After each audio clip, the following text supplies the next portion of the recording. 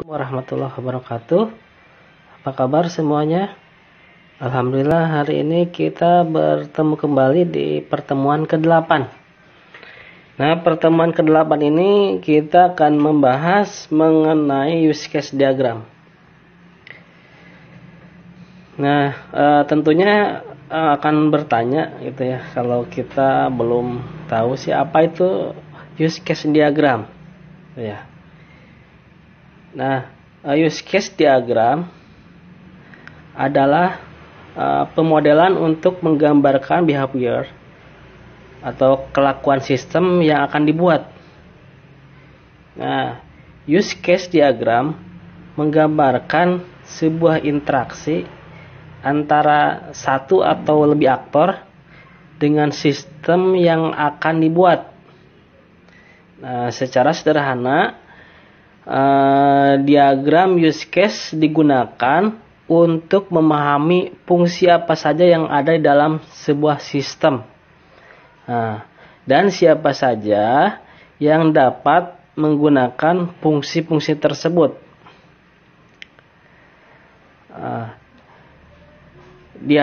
Use case diagram jadi tidak menjelaskan secara detail tentang penggunaan tiap use case, namun hanya memberi gambaran singkat hubungan antara use case, aktor, dan sistem.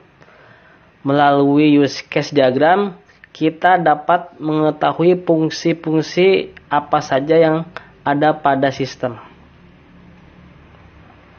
Nah, adapun syarat penamaan pada use case diagram sendiri adalah nama didefinisikan sesederhana mungkin sehingga bisa dipahami.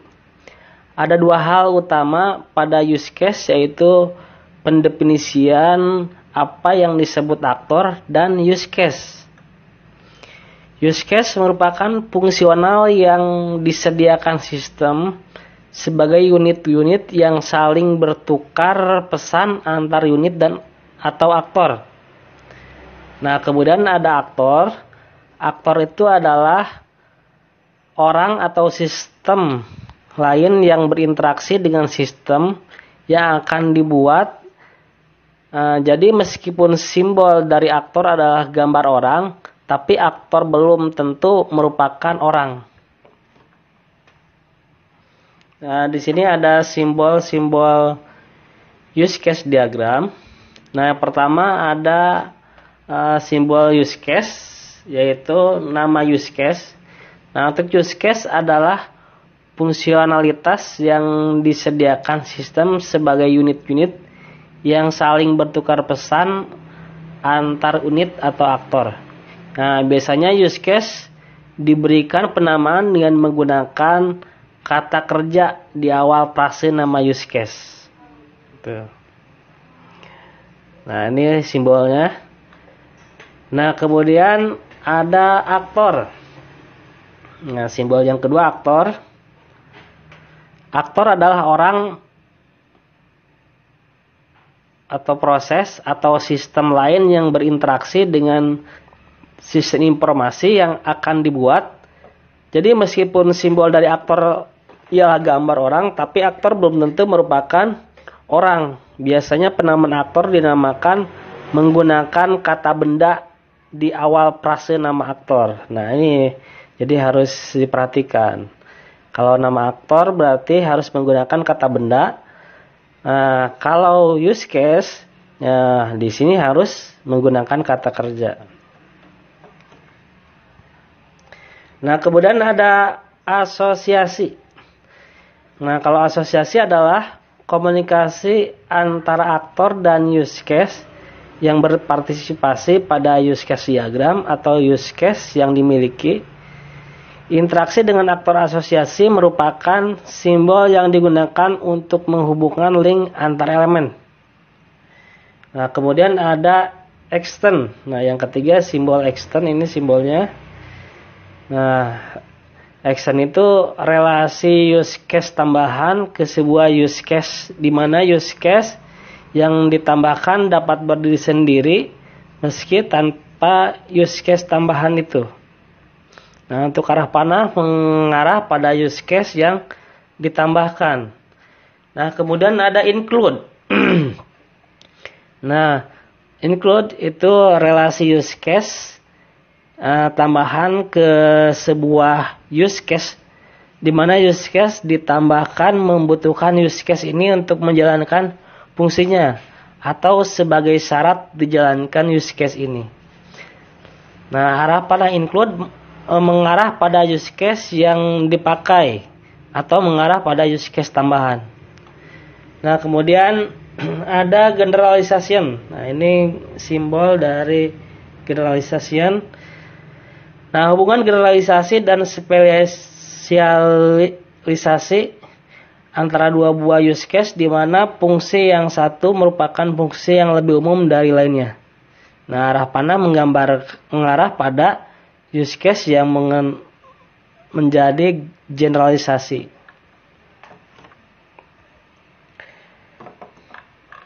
Nah, kemudian use case skenario.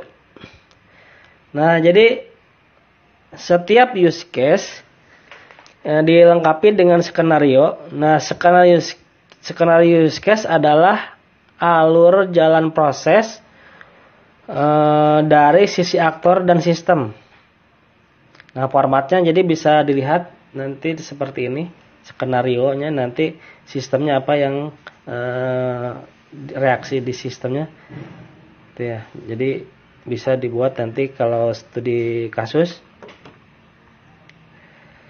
Nah, kemudian skenario use case itu dibuat per use case terkecil. Nah, misalkan untuk generalisasi, maka skenario yang dibuat adalah use case yang lebih khusus. Skenario normal adalah skenario bila sistem berjalan normal tanpa terjadi kesalahan atau error. Sedangkan skenario alternatif adalah skenario bila sistem tidak berjalan normal atau mengalami error.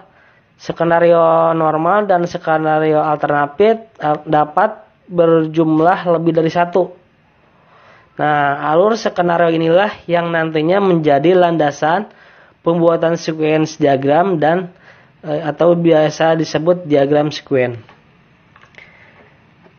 Nah, untuk menentukan aktor pada use case diagram, nah kan aktor itu adalah segala hal di luar sistem yang akan menggunakan sistem tersebut untuk melakukan sesuatu. Nah, cara termudah untuk menentukan aktor adalah dengan bertanya, siapa yang akan menggunakan sistem?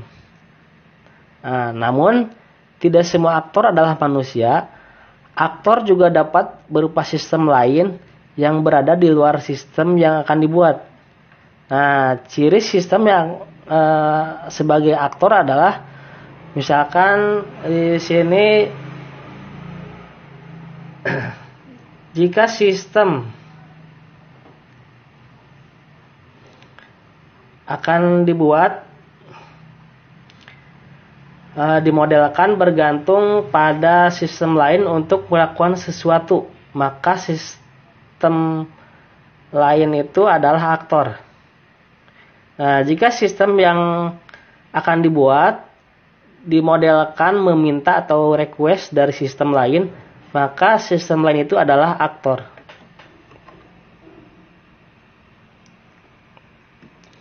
Nah, di sini kita akan membahas ke contoh dari extend. Nah, pada gambar di sini use case validasi user merupakan use case yang ditambahkan, di mana use case ini dapat berdiri sendiri tanpa use case tambahan, atau yang use case tambahan itu validasi sidik jari ya. Nah, pada contoh ini, setelah pengguna melakukan validasi user, pengguna dapat mengembangkannya atau opsinya dengan validasi sidik jari atau tidak gitu. Jadi bisa menggunakan atau tidak gitu ya. Nah, kemudian contoh lain di sini seperti gambar di sini, use case rekening merupakan use case yang ditambahkan, sehingga use case ini dapat berdiri sendiri, sedangkan use case buka deposito dan buat kartu kredit merupakan use case tambahan yang berasal dari pengembangan use case. Nah, extend pada contoh di atas adalah setelah pengguna melakukan buka rekening, pengguna dapat mengembangkan atau melanjutkannya dengan buka deposito dan buat kartu rekening. Gitu. Nah, jadi yang use case buka rekening itu merupakan use case yang ditambahkan, sehingga use case ini dapat berdiri sendiri gitu. Beda dengan buka deposito dan buka kartu kredit, itu merupakan option gitu ya, bisa untuk kelanjutannya. Nah, selanjutnya contoh include. Nah, pada gambar di sini use case login merupakan syarat. Jadi login itu selalu dipanggil terlebih dahulu sebelum menjalankan use case mengelola anggota atau use case mengelola peminjaman. Jadi intinya perbedaan mendasar dari use case extend dan use case include adalah use case extend digunakan untuk menggambarkan sebuah use case atau use case inti. Misalkan setelah melakukan buka rekening, selanjutnya bisa melakukan apa lagi, gitu. Dimana pada hubungan extend arah panah mengarah pada use case inti. Nah, sedangkan use case include digunakan untuk menjelaskan bahwa sebuah use case memiliki sebuah syarat. Nah, jadi ketentuan punya syarat sebelum ketentuannya bisa dijalankan. Nah, misalnya saat kita akan mengolah anggota, maka kita wajib login terlebih dahulu. Nah, pada hubungan include, arah panah mengarah pada use case tambahan, use case yang dipakai atau dibutuhkan. Nah, untuk memperjelas kita bisa melihat lagi contoh yang satunya lagi. Di sini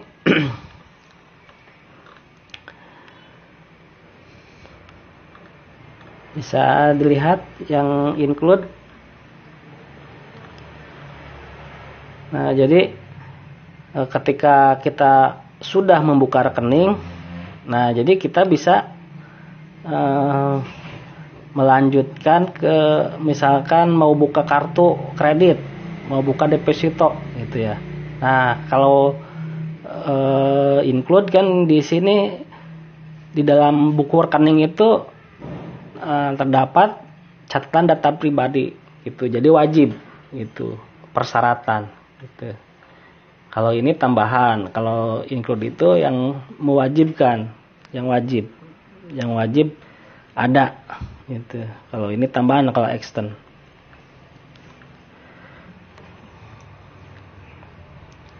Nah, kemudian yang selanjutnya generalisasi, contoh generalisasi. Nah, pada gambar di sini use case mengelola pustaka merupakan use case generalisasi.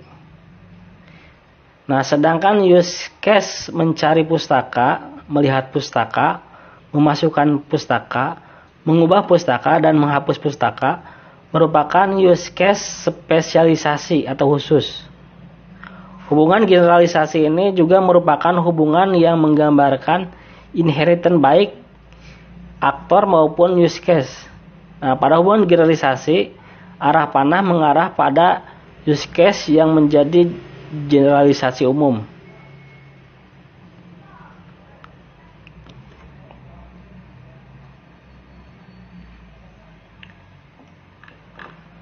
Nah, sampai di sini pertemuan hari ini. Ya, mudah-mudahan dipahami ya. Nah, nanti akan ada saya kirim ya contoh studi kasusnya ya, kalau sempat saya membuat untuk dipublish di video, nanti saya buatkan ya.